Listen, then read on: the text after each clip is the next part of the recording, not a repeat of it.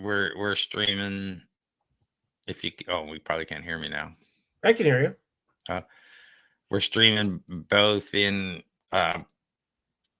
vertical and horizontal format. Cool. That's why it looks a little different. Yeah, that's the thing on the left there. It's a new feature. So they're all constantly upgrading the features. Hello, everyone. Thanks for joining us. We're live here on Silicon Scoop, but John was just asking me a couple of questions about if I still like StreamYard. And overall, I do. It's still the best product out there for this as far as I'm concerned. And they're changing it all the time. And sometimes that makes it frustrating when you go into it and you see menus are changed, this has changed, layouts changed. But one of the things changed now is you can actually dual stream to horizontal and vertical at the same time to the same platforms and stuff. So it's interesting. All right, we might as well jump right into it.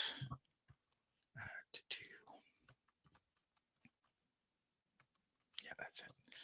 If I don't mess up the how to pronounce it, will be great.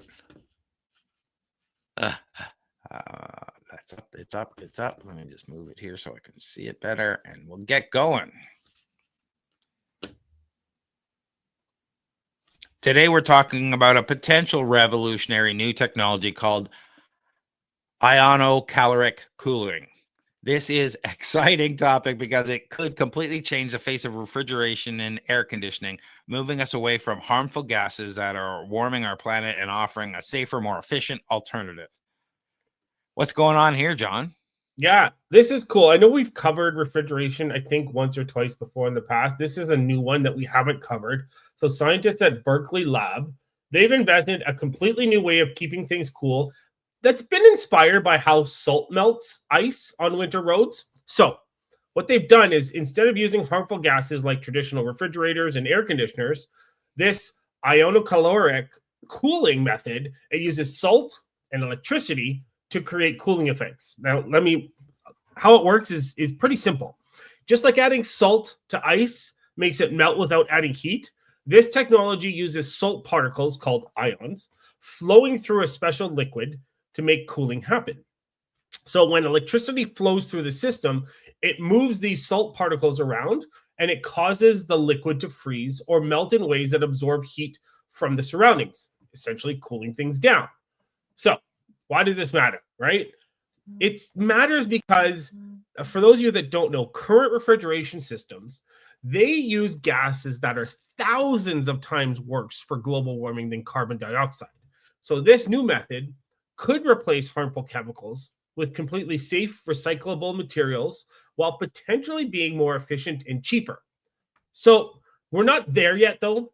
For this to be useful, in their first test, they did achieve a 25 degree Celsius or 45 degree Fahrenheit temperature drop using less than 1 volt electricity, which is better performance than other experimental cooling options. And those other ones are I think we talked about elastocaloric we covered, but then there's air-based, but then obviously there's vapor compression. So what are your thoughts on this, Craig? Do you think this is a potential here?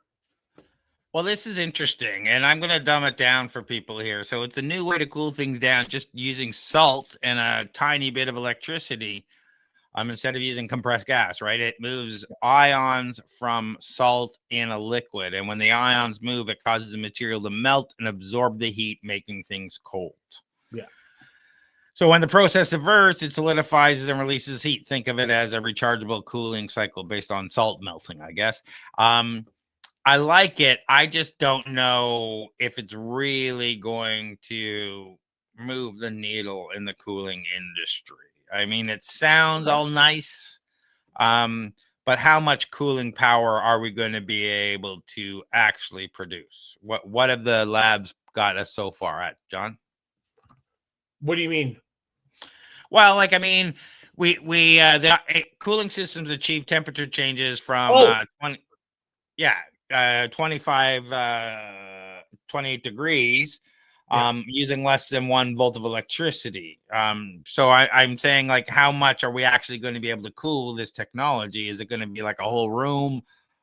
Is it really going to get us much cooler? Is it just going to get us a couple of degrees? I think we're going to be able to surpass. So they're targeting systems capable of achieving temperature lifts exceeding 50 degrees Celsius, which is what's required for practical refrigeration applications. The other one that we had covered, which is elastocaloric, that's achieved a 75-degree temperature lift. That's a record, but they're in the prototype stage. So ionocaloric is in early prototype. Elastocaloric is in a prototype stage. And then obviously we've got vapor compression, which has a greater than 50 degrees Celsius temperature lift. The thing with the ionocaloric is it's a 30% efficiency versus other ones, which elastocaloric is variable, air-based. It's a 50% efficiency. So we're getting there, but we're still in the early prototype stage, whereas the other ones are like the air-based is at a development stage, elastocaloric is at the prototype stage. So we're still early stages. Yeah, and over 50% of homes energy goes to heating and cooling. So potential HVAC systems, commercial refrigeration systems, battery thermal management in electric vehicles and so on, and industrial process manufacturing, and data center cooling. I'm just not 100% sold that this, out of all the cooling things that we've looked at and that we've seen coming out, that this is going to be the one. Is that fair to say? It's fair to say, but here's the thing. It's a solid state technology, right? So that eliminates concerns about refrigerant leak, which is the hydrofluorocarbons, HFCs, which is used right now. It reduces maintenance requirements, and it potentially offers longer operational lifespans than current conventional systems. Not the other refrigerant technologies that are being developed. Now, I'm guessing that most of these companies, the appliance companies, aren't going to like that it's a longer lifespan, because then that means they can't sell you as many replacements, right? But I think this has potential. I know hearing salt and using salt in a machine, but it's not salt, it's ions, right? In a refrigerant type system might cause some instability or things like that, but I think there's a lot of potential here. What, you don't think so? Hey, Mylan, thanks for watching, and thanks for saying hello. I think there's potential. I look at this saying, okay, so the ions move through the salt and it melts, and that releases energy. Yeah. Which is great. And then the same happens when it solidifies. So my problem is that you only have so much. So how much salt of this type in how big of a container will it take to cool a whole room in the summer? Because at some point it's going to be solid and it needs to melt completely, and then sometimes it's going to be melted completely and it needs to go. And when it's the other way, it's going to be releasing heat. So I look at it little like a heat pump, I guess, which says cool and heating. But the problem is you can only do it when it's all melted. You can't melt it anymore, and when it's all solid, you can't make it solid anymore. So how much do you need? That's true. Yeah. I don't know, but I think what I was reading is they're looking. So they're still in the R&D phase, right? So I think that even at the early prototype stage of how they've developed this, I think there's potential for this to, I don't know, maybe it's not in HVAC systems. Maybe it's being used in other systems that support this. Maybe it's that. I don't know, but I think this is a technology that will be commercialized at some point. What capacity and what application? Who knows? Maybe it's in data centers. Yeah, and I think it looks like, based on the research, they're already trying to improve the life cycle beyond the current prototypes and extending the operational commercial viability. And they want to achieve up to 100 degrees with changes with the advanced materials.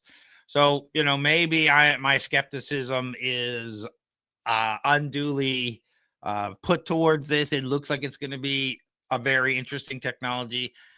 I'm just not sure if it's actually able to do what they're talking about. Is this actually going to be industrial level cooling 24 hours a day? Where does the heat go? Is it ejected outside like many of the other things? I guess that's easy enough to do. Yeah. I guess it's easy enough to do. They probably already figured those things out to some degree, and maybe my concerns are unwarranted. It just feels like, at some point it won't be able to cool anymore, or it won't be able to heat anymore, depending on which way you're going. They've got to have a solution for that. Maybe not, but so apparently, like, there's major HVAC manufacturers that are actively seeking breakthrough cooling technologies, and apparently the global HVAC market is projected to exceed, I didn't realize this is huge, $280 billion by 2023. Or sorry, 2030. 2023. And I guess they're using liquid phase materials that are pumpable, so solving some of the solid state limits. So if you can pump the salt through, then it can exist in another state somewhere else and form either a solid or liquid and come back through. So absolutely, they probably solved this problem. I'm just, again, how much does it take? How long does it take to switch states to come back and be reusable? So again, how much do you need? I like the idea. It looks great. It looks like it's going to be low energy. Anytime we can come up with solutions that are better for the environment overall, or lower energy, because let's face it, AI is going to take all the energy it can get. And so every volt that we can save, AI will scoop up and do. But we'll do our best to keep this low voltage stuff happening. I love where this is going. Let's geek out for a second. So, okay. How the system operates. So it controls the flow of electricity charged atoms or ions from salts through a working fluid.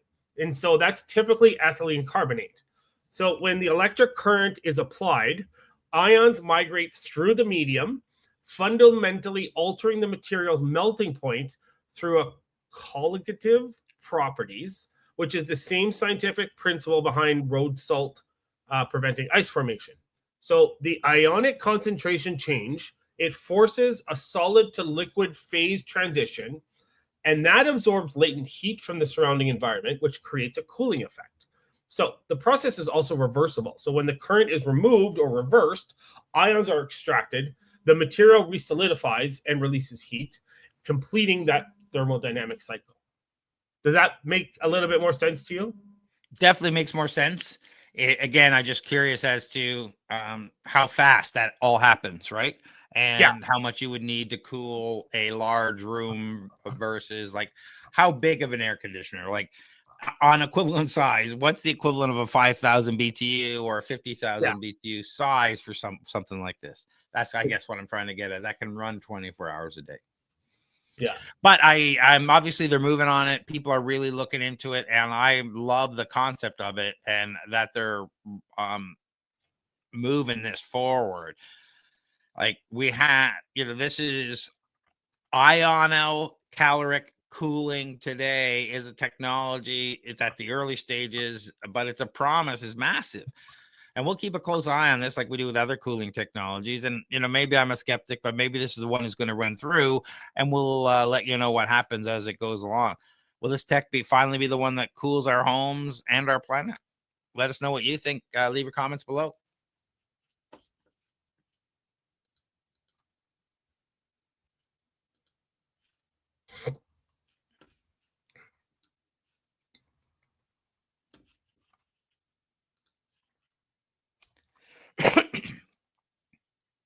Let's dive into a fascinating and frankly mind-bending topic. Has science just proven that we are not living in a computer simulation? New research says yes, and the implications could change everything we know about reality, physics, and even our own consciousness. So, new research uses established ironclad mathematical theorems from thinkers like Gödel and Tarski to argue that our universe cannot be a computer simulation. In short, any simulation would have to run on algorithms, and these theorems prove that any algorithmic system is fundamentally incomplete. It will always have gaps or contradictions. The researchers argue that since our reality appears complete and consistent, it can't be a simulation. What do you think about this, John? Yeah. So shout out to DeGrasse for this, because he thinks we're in a simulation. So an international team of physicists, which was led by Dr. Faisal at the University of BC, by the way, in Canada, they just mathematically proved that being in a simulation is impossible by using century-old mathematical principles called Gödel's incompleteness theorems. And that shows that some truths can never be proven through step-by-step logic, no matter how advanced your computer is. So it's like having a true statement that says, this statement cannot be proven. If you try to prove it, you break logic itself. So why does this matter? So any computer simulation, no matter how advanced, has to follow programmed rules or algorithms. But these researchers, they proved that the fundamental nature of reality requires something called non-algorithmic understanding, which is a type of comprehension that goes beyond what any computer program can achieve. So the bottom line here is that our reality is actually real. We're not living in someone's cosmic video game, and we never could be, because the universe operates on principles that no computer, no matter how powerful, could ever simulate. What do you think? Do you agree with this, or are you skeptical on this? I'm a little skeptical on this one. I don't think we're living in a simulation, so I don't, that let's start there. Secondly, I don't we are just reaching the understandings or bending our understanding of the universe. We are changing our theories on how it exists and how quantum physics reacts with normal physics. And we're starting to put these pieces together that, Tarski and Gödel never really understood because they didn't really exist, quantum physics and whatnot back in the day. So we sit back and say, okay, we never have that computational power, right? It can't happen. Well, what do you mean it can't happen? Like because we don't have it, like we wouldn't exist inside our own computers. Like that doesn't make sense. Like we'd exist inside some other computer that is beyond all this technology, because this technology exists inside this other computer thing. And the world responds to certain rules that could obviously be programming. I don't know. I feel that in our known state, yes, this is true. But as we move forward and as quantum mechanics and quantum physics gets more and more real, and I like to say, quantum is magic. We're predetermining the future with quantum computing, and all of a sudden the world is a different place. So I think it is possible for a simulation to be this complete. I just don't believe we're living in one. I agree. No, I don't. So I'm not convinced that we're not living in a simulation. I think that this just goes to show the limits of our understanding, if that makes sense. So like they're talking about these principles that are not quantum-based principles. And so I think that if you look at the quantum side of things, there is still a likely chance that we might be living in a simulation. And I disagree with them that the computational power is like we couldn't achieve that power. I think that's a limitation in our current technology and our understanding of current technology. Or sorry, understanding of future technology. This challenges the hugely popular simulation hypothesis like we're talking about. More importantly for science, it suggests a decades-long question of a single computational theory of everything is impossible.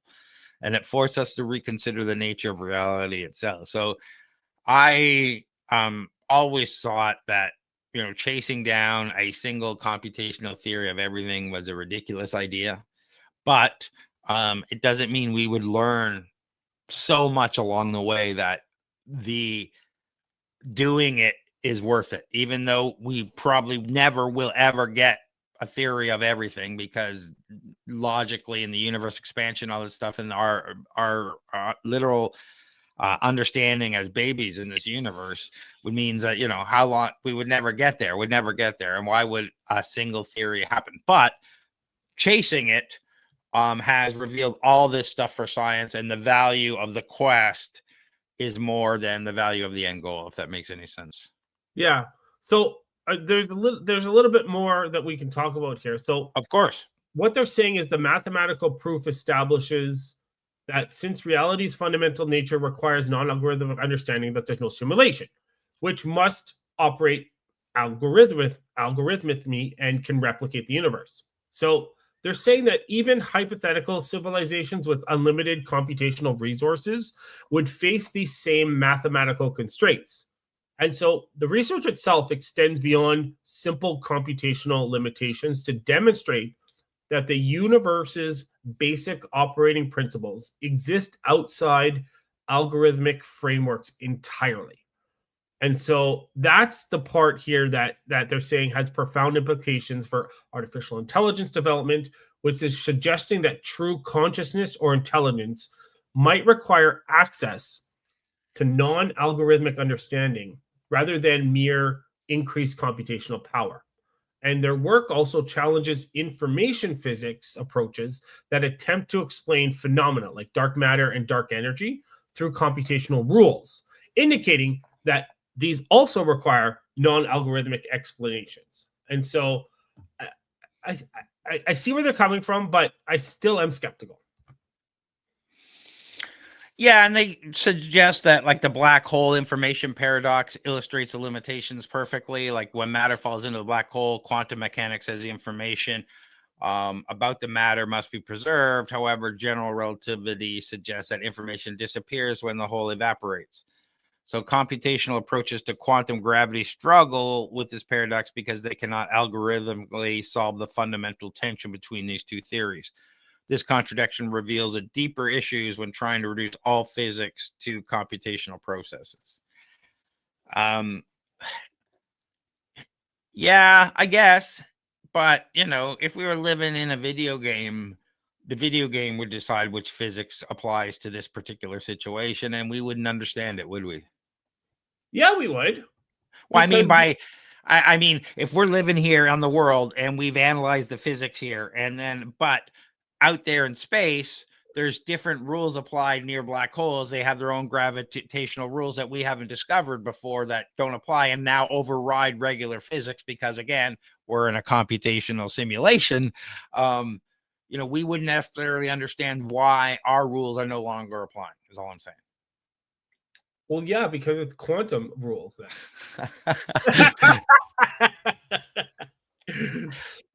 You know what? Anytime you say we can understand, I'm just going to throw quantum at you. So magic. It's magic.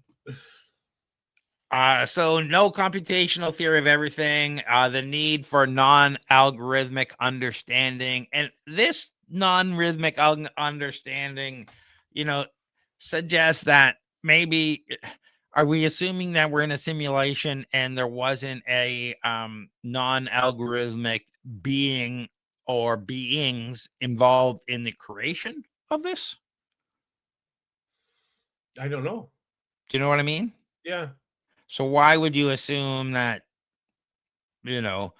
since algorithm cannot provide complete, consistent descriptions of reality, no simulation universe could fully capture all aspects of existence? And secondly, how do you know that they're not currently, like, let's just say in World of Warcraft, where they're constantly updating the code to this simulation that we're in all the time, so that things change? True.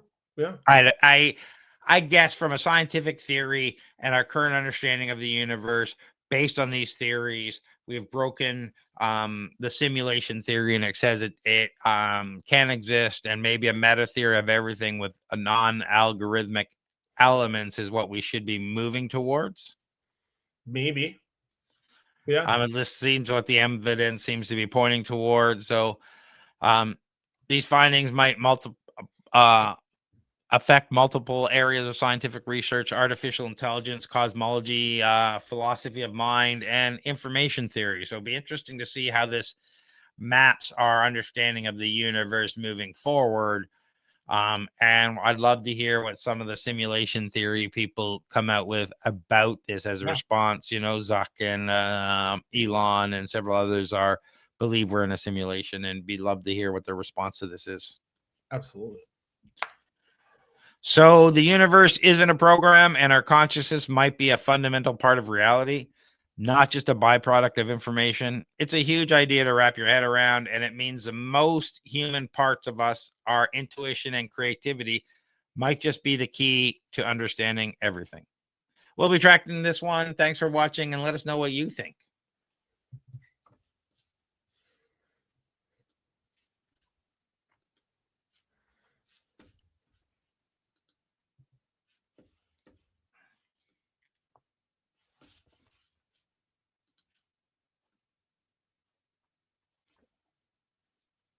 Let's talk about one of the biggest, most ambitious moonshot ideas to come out of Google in years. It's called Project Suncatcher, and it's a plan to solve one of the biggest problems with AI.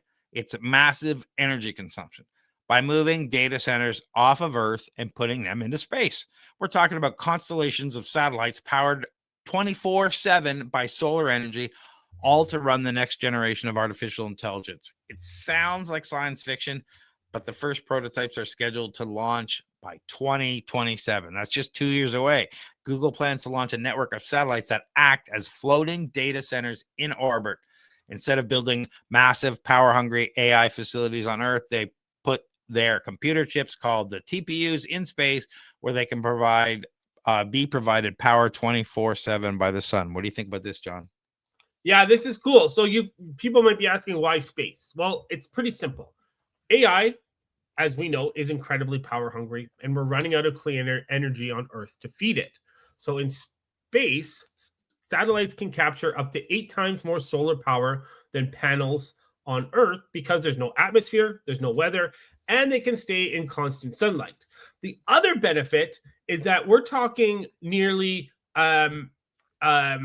so we're operating high-performing computing hardware in space presents thermal and radiation challenges that differ fundamentally from terrestrial data centers. But space provides essentially an infinite heat sink through radiative cooling to 2.7 Kelvin cosmic microwave.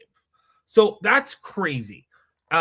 There's a lot here. So, like you said, instead of one massive space station, they're going to launch these 81 small satellites. They're going to fly in tight formation, like a synchronized swimming team in orbit.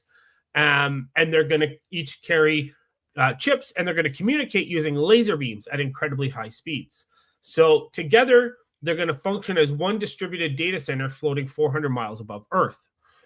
This is cool. I think this is a great use of space, if that makes sense. What are your thoughts? Do you think this is a good idea, bad idea, or what are your thoughts? Well, it's an interesting idea.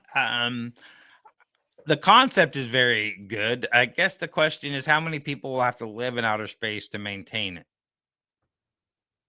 True. Is it going to be bots only? Are going to be people? Are we going to be remote controlled? Is this the beginning of Skynet? Literally, as you know, the data centers in the cloud, and we literally have no way of shutting it off anymore. There's all sorts of things that fly through my mind, but I love the concept of, hey, we're in space, so we can release as much heat as we want, and we literally can't affect anything. Yeah. So you don't have any cooling problems, and if you can get that kind of energy from the solar panels and solar nets and stuff they use in space that will run these things, along with any sort of nuclear stuff they might have to use, great. I mean, getting it off the planet, giving us more space, not contributing to the climate dilemma here. The question becomes the climate change, heat, and all that, and giving us more energy. It all sounds good to me, but I hesitate and say, okay, well, how much stuff is going to be floating out there? Yeah. And how soon till we can't see the sun anymore because there's so many satellites doing so many things and so many data centers. Like, the idea sounds great right now, but what happens when there's literally 1,000 of these Hive networked data centers in space? Yeah, so you bring up a good point about maintenance, and I didn't see anything in there about maintenance. But if we're talking about the economic viability, so the economic feasibility, it actually hinges on dramatic reductions in launch costs. So currently, launch costs range from 1,500 to 2,900 per kilogram to low Earth orbit. Google's analysis suggests the break-even point occurs when launch costs reach approximately $200 per kilogram, which makes space-based infrastructure costs competitive with terrestrial data center energy expenses on a per kilowatt basis.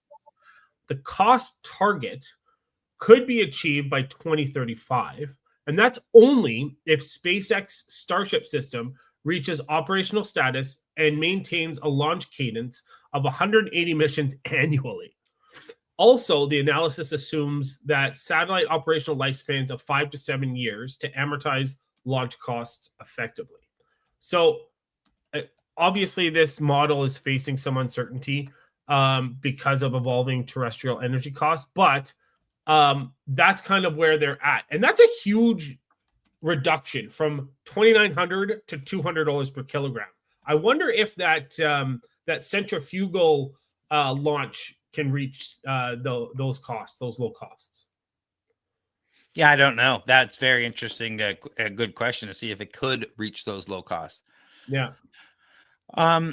They've done extensive radiation testing on their Trillium B6E cloud TPU hardware. Testing involved exposing the chips to proton beam exposure to simulate space radiation. The results are promising. So this looks, very interesting what they're trying to do. The satellites will maintain formation of hundreds of meters to a few kilometers apart, requiring precise station-keeping maneuvers to maintain optimal position. Yeah.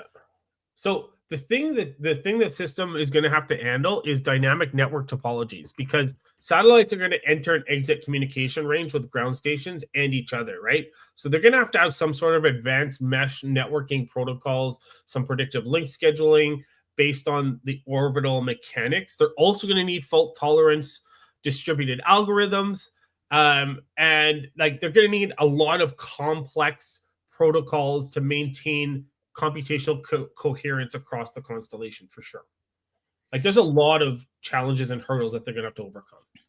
Yeah, and one of the challenges and hurdles that I talk about is the on-orbit system reliability demands redundant systems and remote maintenance capabilities because, unlike terrestrial data centers, physical repairs become impossible once satellites are deployed. So they might be, if they go down, they just replace it. Remote maintenance for fixes and updates, but if you brick a satellite, what happens? What happens when when space debris collides with it? Yeah, when Cloudflare does an update and it blue screen. Satellites will be built with backup components. If one fails due to radiation or defect, the backup part will automatically take over to keep the satellite running. But the plan is make these satellites completely self-sufficient and not to have it serviced by astronauts, which is interesting when it can actually service itself. Yeah. We're in a different kind of world, and we're heading to that. I just don't think we're there yet. Think of it like this, guys. Think of it like 81 satellites performing an incredibly precise aerial ballet at 17,000 miles per hour. So they have to stay in formation within meters of each other while communicating via laser beams. That's going to be an incredible feat of engineering if they can accomplish it, for sure. And they assume all the satellites, all the propulsion systems will be powered by solar? Yeah. So apparently, obviously because of the direct sunlight, that will give it enough power to power these data centers. Yeah, and I was more thinking of normally there's fuel or some sort in satellites to keep them rotating if they need to go back and forth. Are they using something else for propulsion to keep the things synced up, to do the minor adjustments to make sure everything can talk to each other perfectly? That's what I was wondering. And how long is there a fuel system that needs to be updated? That good question. I'm sure they'll have batteries. Well, we'll have to keep an eye on this. And if they have batteries that run everything, that's the solar panels will charge all of that, and everything works great. Yeah. So I love the idea. I'm a little concerned about, as the satellites operate dawn dusk synchronous orbit, that means they'll be following the sun, and as a result, as you get more and more clusters of them, we'll have all of these satellite systems following the sun.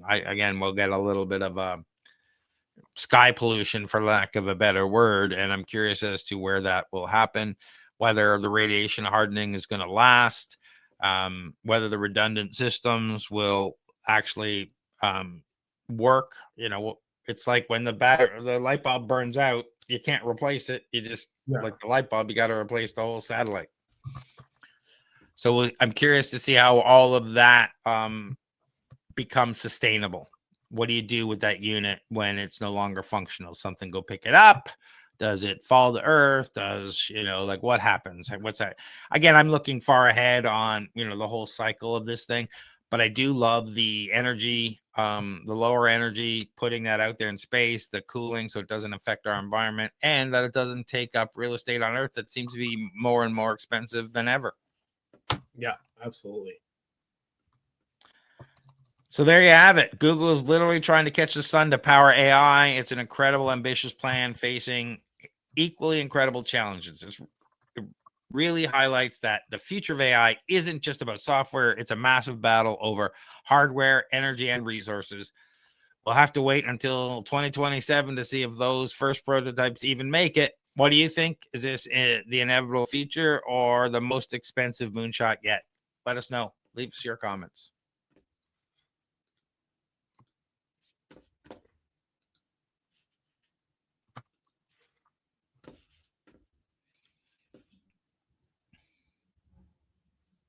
So we've talked before how far Siri and Apple is behind in the AI world. So today we're diving into what could finally make Siri smart. Apple has just struck a massive $1 billion per year deal with its biggest rival, Google, to completely overhaul its voice assistant. This is a huge shift in strategy and could permanently change how you use your iPhone. Apple is paying Google's $1 billion annually to use its advanced Gemini AI to power Siri's most complex functions. This is a massive deal because it's Apple publicly admitting its own AI has fallen behind. It means Siri is about to get a revolutionary upgrade in intelligence, finally catching up to the competition and handling multi-step complex tasks. What do you think about this, John?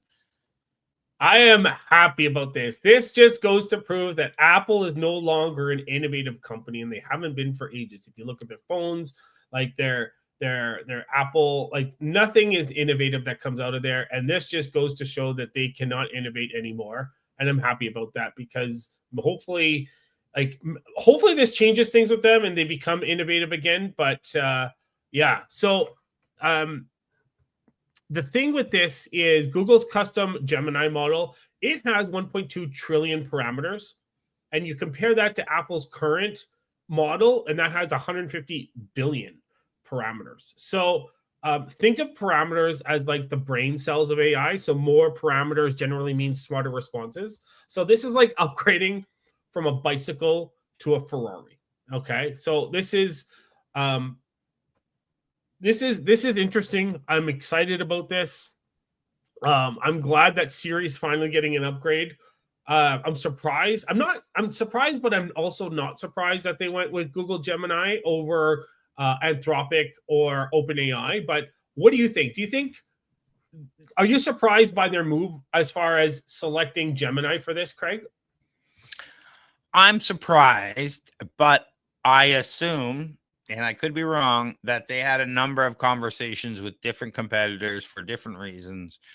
I assume they looked at the buy option for some of these and just thought it wasn't going to happen. Even though some of them are only, valued at $4 billion, which seems like a deal based on their $1 billion a year situation here. But I guess the $1 billion a year situation includes power, that Google's supplying all the GPU, CPU, data center power to power all of this. Yeah. Again, Apple could have easily bought one of these, but maybe they just didn't want to sell. I honestly thought that they were going to go with something like Perplexity, because I think that aligns more with them. I figured the price was just too high. Whoever was just like, yeah, we're not doing it unless it's, $100 billion. Yeah. So it's funny though. So the thing is just to put this into perspective, that $1 billion annual payment, guess how much it represents of Apple's revenue? 0.26%. Not even a percent of the revenue. But it represents 1.1% of Google's, which creates an asymmetric strategy value. So for Google, the deal provides validation for its enterprise AI strategy. It also creates a substantial new revenue stream, and it has minimal marginal cost, right? So for Apple, it's insignificant compared to iPhone revenue, which is at risk because of the inferior AI experiences. So Siri's poor performance could theoretically cost Apple billions in reduced device sales and ecosystem stickiness. So they're smart to do this. They should have done this sooner. But this is a smart move for Apple for sure, finally. And I'd like to clarify, Apple's private cloud compute infrastructure will run the entire system. This setup ensures user data stays completely separate from Google's own system. So I misspoke. Apple's going to run all the hardware, the software on their own hardware in their own data centers.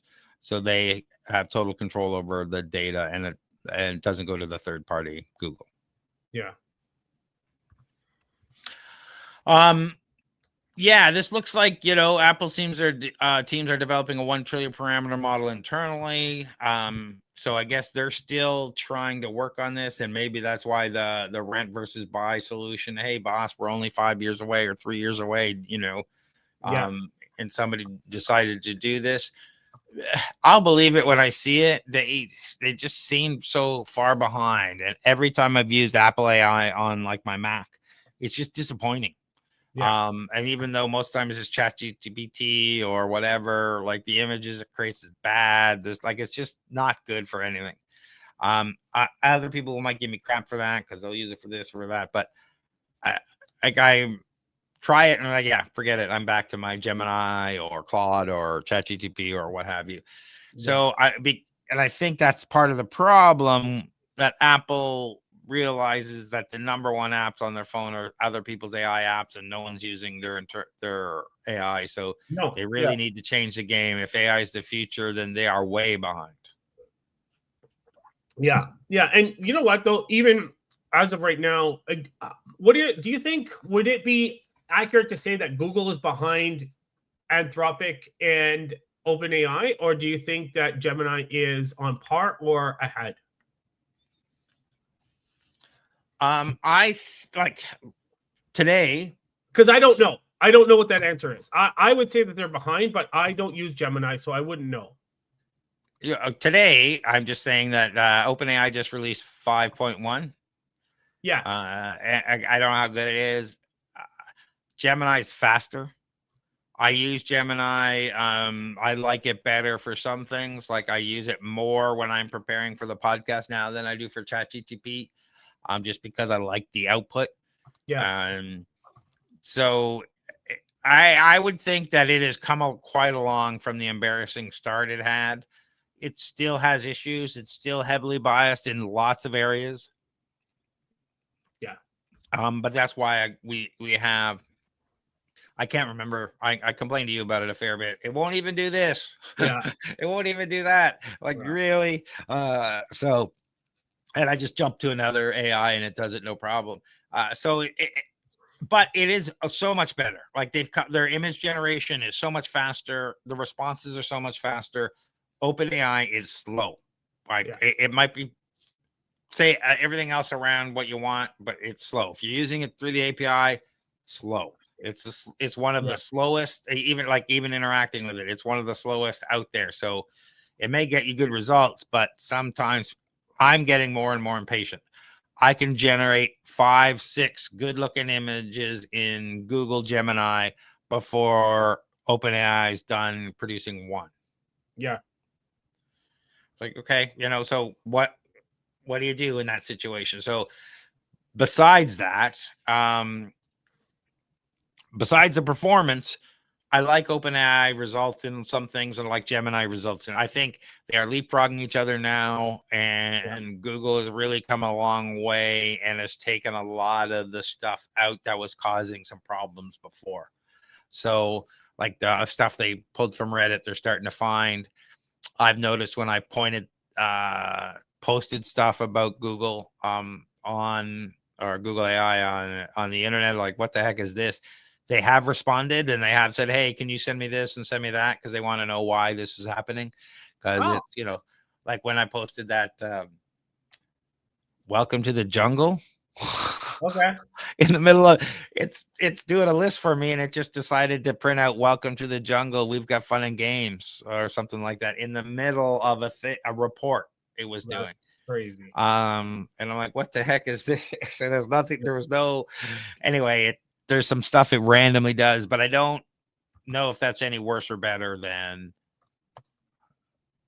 ChatGPT. Yeah. So I use Gemini a fair bit. I mean, AI Studio, Google, everyone should be using it while it's still free. It's pretty good until it's not, when you're building apps and whatever, but that's most vibe coding platforms. Everything's great until it decides to take a left turn, and then things go to crap. When it decides, hey, I'm going to change React models in the middle of your thing, and all of a sudden you're getting errors like nobody's business or whatever it decides to do. But back to this, like, I think it's going to take, this is what it's going to take for Apple, or for people to take AI serious on Apple products. Yeah. So, yeah, and this is what it's going to take. How long it's going to take them to come back out with their own 1 trillion plus platform that they're trying to build. I don't know. Yeah. And they're using the Gemini Ultra model, and I'm not quite sure what model that is, so I'd have to do a little more digging, because there's an ultra image model, but I don't see an ultra model period like when I'm using Gemini. Okay. So that might be something I don't have access to, or that might be a new back end thing. Yeah. So we'll have to see. So is Apple swallowing its pride to give us a smarter Siri, all while planning to rip out and replace its rivals tech in just a year? We'll be watching this one very closely coming the spring of 2026 to see if they can pull it off. What do you think? Is this a brilliant move or a desperate one? Let us know your thoughts. Is this going to make AI on Apple products actually usable or not? Dealer's choice for the next one, whatever you want to cover. Well, we might as well do this one.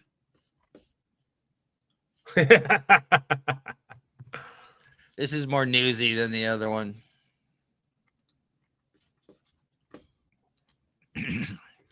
True. Or more timely anyway. The other one we'll talk next week. Okay, got it. Yeah, I just want to make sure the banners, everything's matched. Oh. Yeah, let's dive into one of the most controversial and massive compensation plans in corporate history.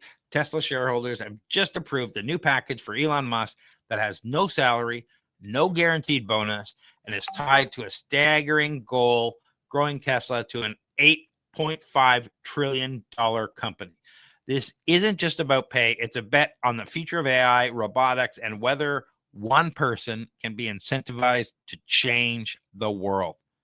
This is a 100% performance-based plan that gives Elon Musk stock options only if Tesla hits massive market cap and operational goals. It's a huge deal because it aligns his pay directly with shareholder value, ensuring he focuses on Tesla's ambitious long-term vision for AI, robotics, and its master plan, part 4. He either creates massive wealth for everyone or he gets nothing. What do you think about this, Josh? Yeah. So So just to kind of how it's going to work is he's going to earn stock grants in 12 separate tranches or portions. So Tesla has to hit increasingly ambitious goals to get the full payout. So in order for him to do that, Tesla's value must grow, like you said, from 1.5 trillion to 8.5 trillion, which is essentially a 6x increase. So each tranche requires two types of achievement. Okay. It requires market value milestones, which means Tesla becoming worth more, and operational milestones like selling 20 million vehicles annually, deploying 1 million robo-taxis, or delivering 1 million Optimus robots. So the company also must achieve massive profit targets, scaling from 50 billion to 400 billion in annual earnings. So this is crazy. It's not just about money, it's more about control. The package would increase Musk's voting power from 13% to 25%, which would give him near total control over Tesla.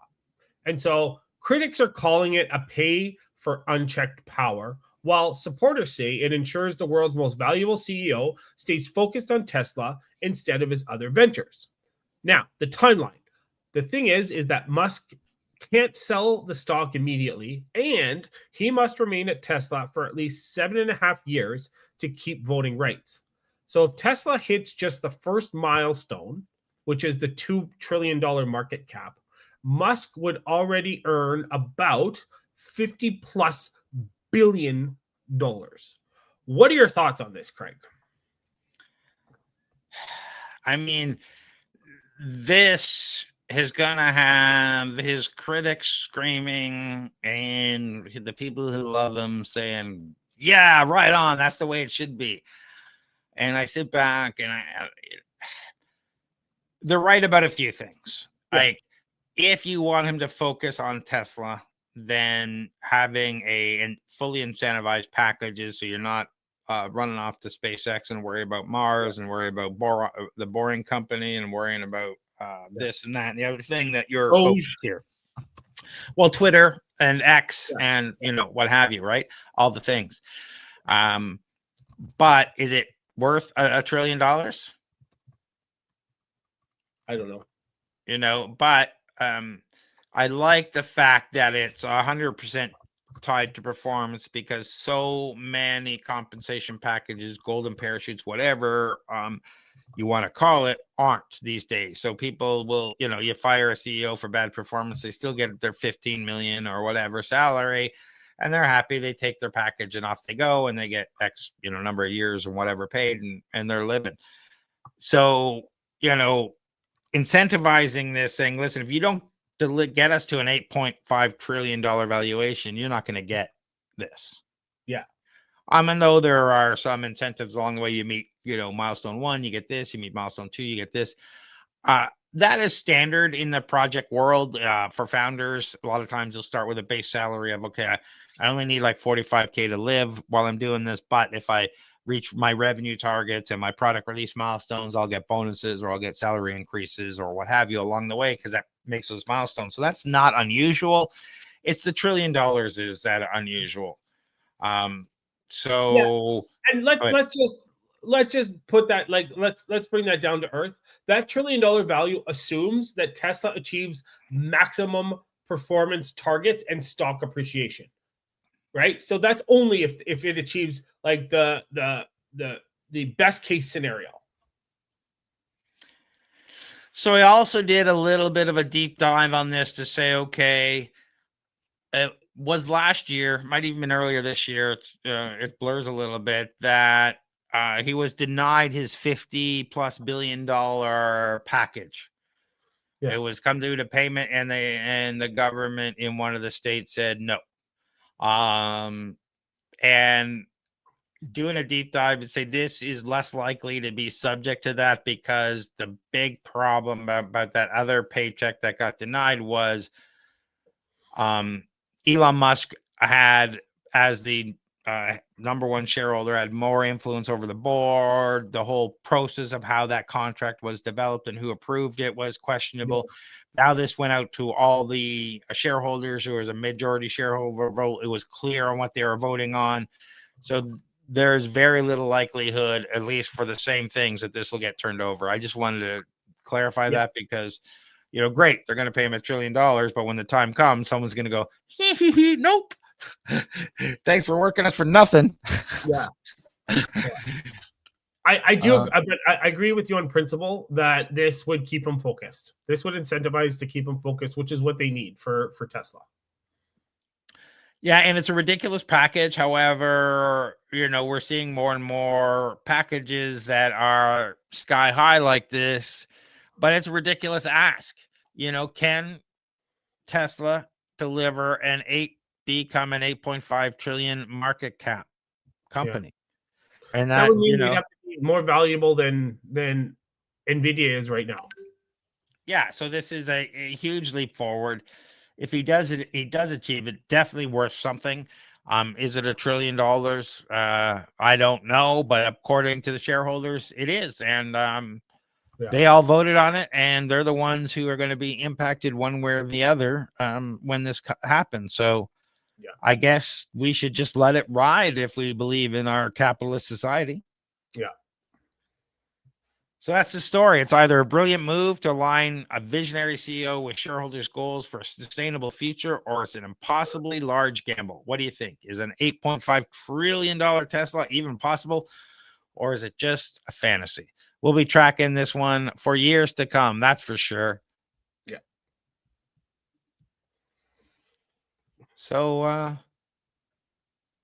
what do you got going on, John?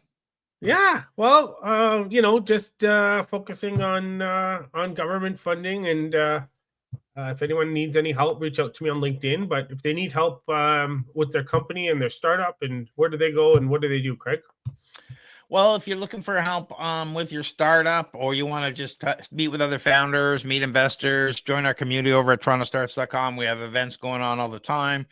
Although this will come out in late December, early January. It's November right now, and Startup Drinks is tonight. So head over to startupdrinksto.com if you want to hit our monthly networking event. Otherwise, check out things at torontostarts.com. But if you're looking for business automation and to future-proof your business, go over to flowgrammer.ca, book a strategy call, take a look at what we do, and we'll help get your business on the right track and start automating those things that take away your focus and let you focus on the actual things that matter to you as a business. And if you're interested in our builder community, go over to flowgrammers.ca. That's our community site. We have workflows. We talk about our upcoming events. We have prompts. We have all stuff for community with tools that our community build and post that you can use. Definitely check out flowgrammers.ca for all your community stuff. And John, if people are looking for non-dilutive funding, where do they go? What do they do? What's happening? Yeah, find me on LinkedIn. Find me, John Irwin, on LinkedIn. I'm pretty active on there. That's the best way you can book a time with me through there. So that's your best bet. And has there been many changes in the funding situation the startups should be aware of lately? There's been a lot of changes to Shred in the new budget. There's a great article that I wrote. If you have any questions, reach out to me. This means public companies can now get the enhanced rate. That means that there's potential capital expenditures that you can claim. It's great. It's a great step forward for innovation, for sure. Thank you, everyone, for watching or listening, and leave us a comment. If you give us a like, give us a share. If you didn't like it, give us an unlike or a thumb down button. That's cool too. We'd love to have your feedback. Thanks, everyone, for listening and watching.